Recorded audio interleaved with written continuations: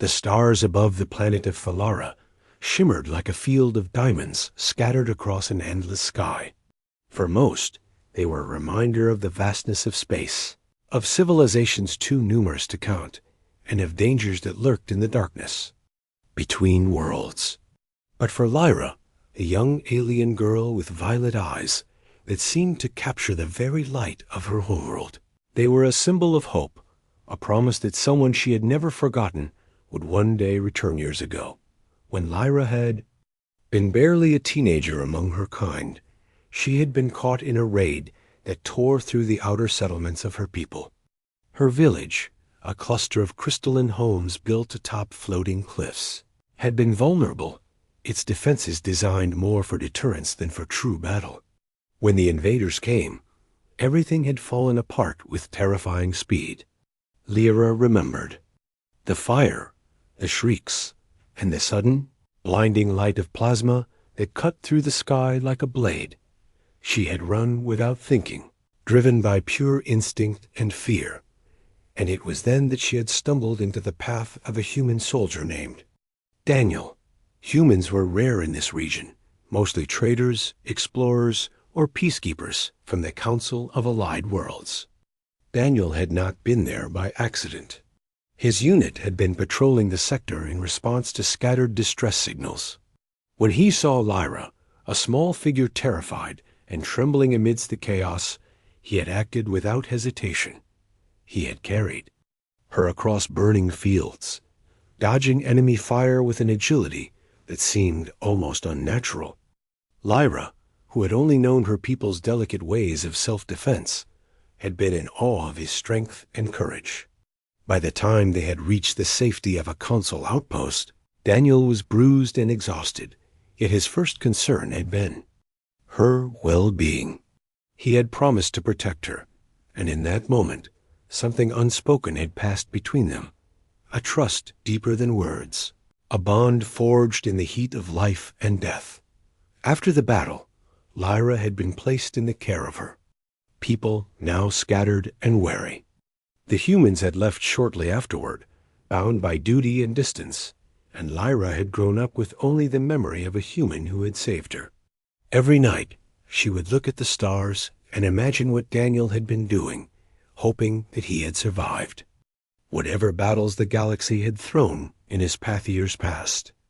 Lyra became a young woman, skilled in diplomacy and combat, earning respect among her people for her courage and wisdom. She had never forgotten the human soldier, and her longing for his presence never waned. Then came the news that changed. Everything a mission of the Council had located Daniel, now a seasoned officer known for his ingenuity and bravery, assigned to the very sector that bordered Thalara. Lyra's heart raced when she learned of his presence. The Council offered her the opportunity to return with him, to see the worlds beyond her own, to witness the galaxy as humans did. It was an invitation she could not refuse, yet it was also terrifying. What if Daniel had changed? What if the bond they had shared in that moment of crisis had faded into memory? When she finally boarded the sleek human vessel that would take her home, she felt a mix of anticipation and fear. The ship hummed softly as it pierced the atmosphere, and Lyra watched her floating homeland shrink beneath her. She could see the cliffs where she had once played, the crystalline homes that now seemed smaller, yet still beautiful. Her violet eyes shimmered with unshed tears. Daniel awaited her in the docking bay, a taller figure than she remembered, his hair now streaked with silver from years of service. Yet when he saw her, recognition lit his face and the years melted away. He stepped forward, his voice steady yet warm. Lyra. The sound of her name on his lips brought a rush of memories, fear, relief, gratitude, and something she had not yet named. She smiled, a mixture of shyness and joy, and said, "Daniel, you came back." "I promised I would," he replied, his eyes scanning her face as if he had memorized every feature so long ago. "I told myself I would find you, no matter how long it took." The two of them spent the journey discussing the years that had passed, The battles fought, the friends lost, and the lessons learned. Lyra found herself marveling at the human capacity for resilience. Even after decades of conflict, Daniel spoke of hope, of justice, and of the belief that even the smallest actions could ripple across the galaxy to create change. It was this perspective, so different from the fatalistic pragmatism of some of her people, that reminded her why she had always admired humans. Upon landing on a distant human colony, Lyra experienced the culture she had only ever glimpsed in holographic transmissions and second-hand stories. The cities sprawled across plains and mountains, with technology seamlessly integrated into nature. Flying vehicles darted between towers of glass and steel, while parks and gardens were carefully cultivated to honor the environment. Lyra felt a thrill of discovery, and Daniel guided her with patience and humor, pointing out small wonders that humans often overlooked. Yet despite the marvels around her, her thoughts kept returning to home. She had grown up among cliffs and rivers of light, and though the human world was extraordinary, she knew that a part of her soul belonged to Thallara. Daniel understood this instinctively. On the second night of their visit, he took her to a quiet observatory, a place where they could see multiple planets in alignment through massive telescopic lenses. "You miss it," he said softly, watching her gaze drift to a distant blue world. "Your home." "I do," she admitted, her voice barely a whisper. "But I also I feel complete knowing you're here."